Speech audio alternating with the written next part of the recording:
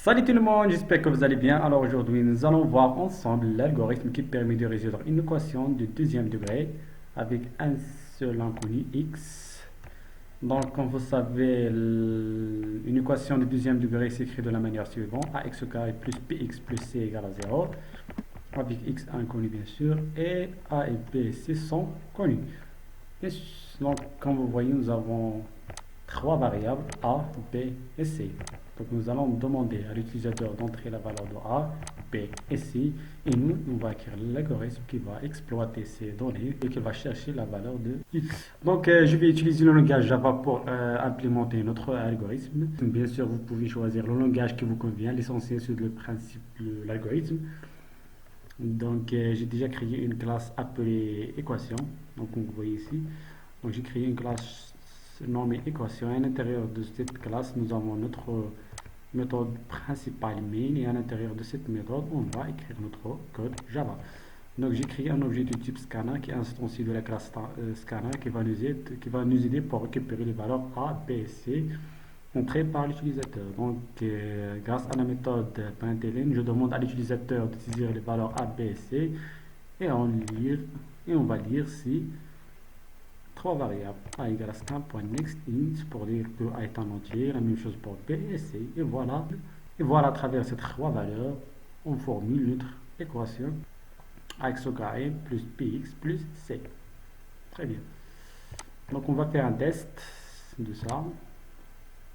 Donc on va faire un test pour ça, donc j'exécute, voilà, et voilà, notre programme a été exécuté.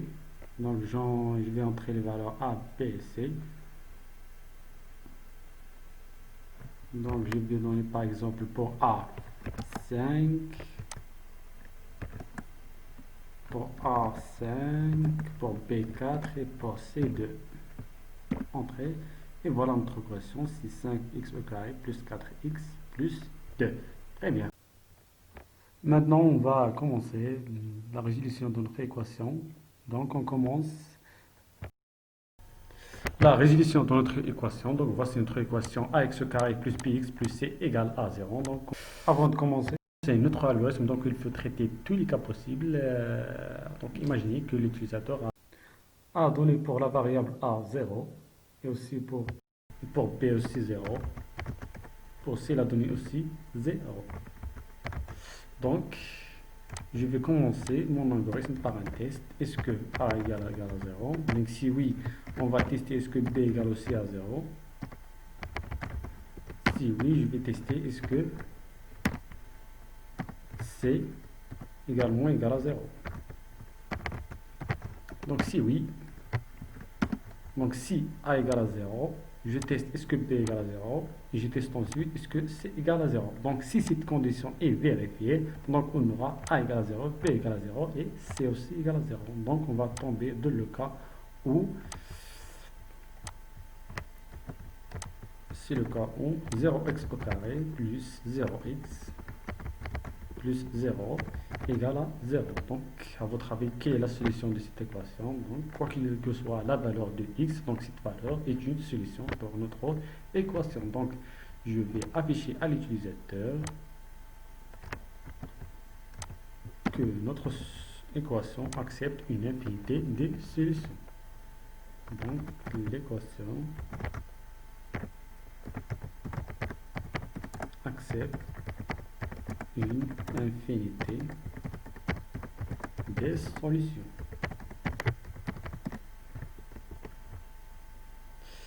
Maintenant, si C n'est pas nul, c'est-à-dire C est différent de 0, donc on va tomber dans le cas où 0x carré. Donc si cette condition est vérifiée, c'est-à-dire a égale à 0, b égale à 0, mais c est différent que 0. Donc on va tomber dans le cas où, c'est le cas où 0x carré plus 0x plus c égale à 0, avec c sur valeur qui est différente de 0. Donc on voit, c'est exactement c égale à 0. Donc c'est différent que 0 est égal à 0. Donc à votre avis, c'est impossible. Donc dans ce cas, notre équation n'accepte aucune solution. Donc j'affiche à l'utilisateur l'équation n'accepte n'accepte aucune solution. Aucune solution, très bien. Voilà.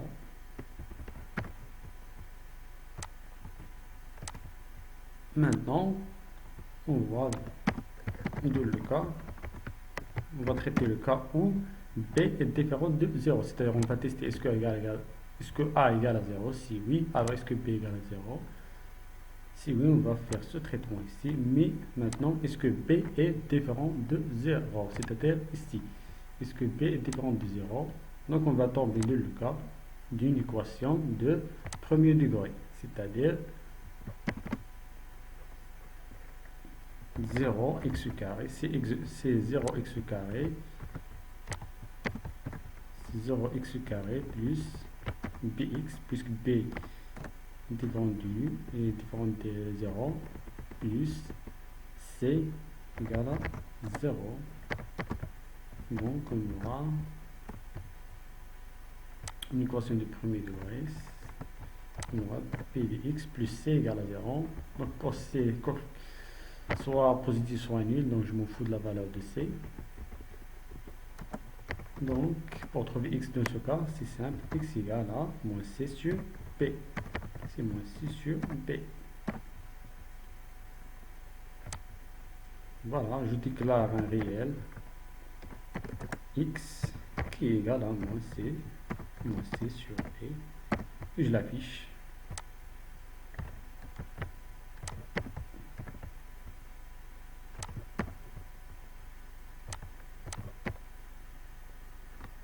X égale à x. Donc nous avons une ici. Voilà. Maintenant, passons au cas où A est différent de 0. Donc, dans ce cas, c'est le cas d'une équation de deuxième degré. Donc, dans ce cas, on va calculer la valeur de discriminant delta. Donc, je vais déclarer un réel disque qui est égal. Donc, la valeur de delta, c'est b au carré. Donc, je vais utiliser b au carré moins 4 fois ac. Donc, pour calculer le b au carré, je vais utiliser une méthode prédéfinie par Java. C'est la méthode PO. C'est math.PO. C'est B. On peut faire tout simplement B fois B. Donc, ce que vous voulez. C'est B au carré moins 4 fois A fois C. Très bien, maintenant j'ai calculé la valeur de delta. Donc je teste est-ce que delta est supérieur strictement à 0. Donc si delta est supérieur strictement à 0, donc on aura deux solutions pour notre équation, x1 et x2. Donc je déclare deux réels, x1, x2. Donc x1 est combien égal? C'est moins p moins la racine de delta, c'est-à-dire je vais utiliser la méthode prédéfinie, la méthode squash par Java. Squash discriminant delta, c'est moins p moins la racine de discriminant sur 2 fois 1. 2 fois 1, voilà.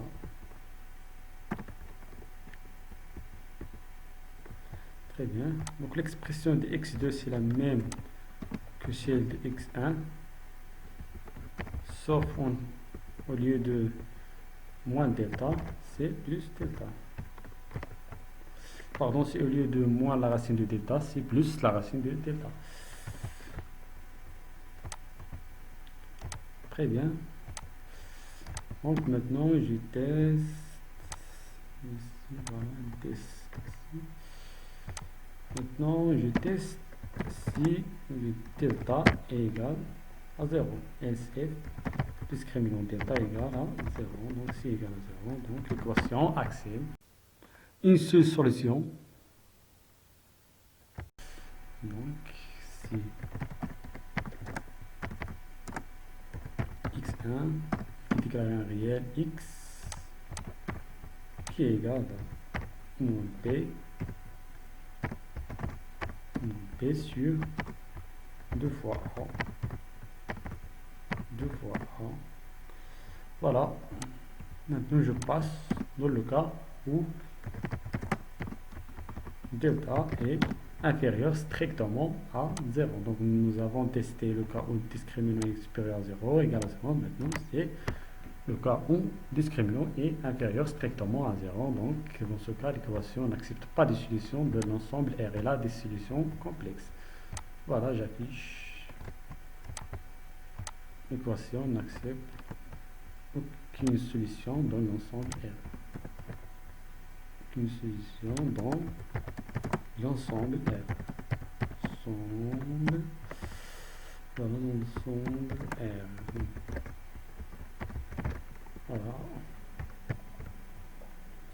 Voilà, je pense que nous allons terminer puisque nous avons traité tous les cas possibles. Oui, voilà. Excusez-moi, j'ai oublié ici d'afficher les valeurs x1 x2 ici. Donc, je vais les afficher.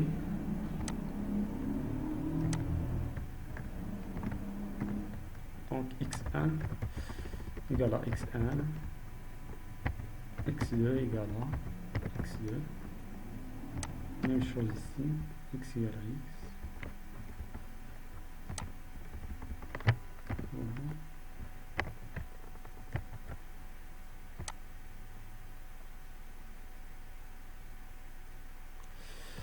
Une petite remarque, puisque c'est b est un entier et c'est 2 fois a c'est un entier, donc cette expression va retourner un entier. Donc je dois faire un cast ici pour forcer le retour d'un double.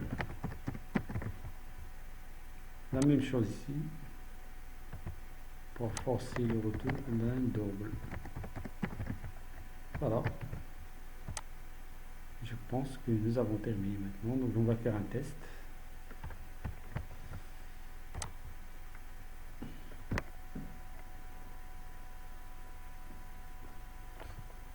Voilà, donc je vais tester le cas où A égale à 0, P égale à 0, C égale à 0. Donc c'est le cas où notre équation accepte une infinité de solutions.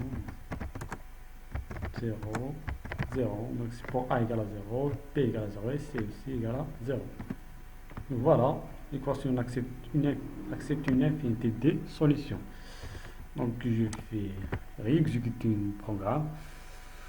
Donc on va tester ce cas, 3x carré moins 2x moins 8 égale à 0. Donc moi j'ai déjà calculé ces solutions d'une manière manuelle. J'ai trouvé pour x1 égale à moins 3 sur 4 qui égale à moins 1,333. Et pour x2 j'ai trouvé 2. Donc on va tester ce cas, 3 pour A, moins 2 pour P et moins 8 pour C. C'est 3 moins 1, moins 2, moins 8.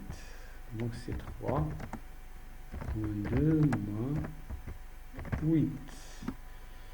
Donc voilà, c'est x1 égale à moins 1,333 et pour x2 égale à 2,0. C'est exactement la même chose que j'ai trouvé d'une manière manuelle. Donc je vais tester le cas où A égale à 0. Prenons l'exemple moins 2x moins 8 égale à 0. Donc ce cas, x combien égale, c'est moins c plus 8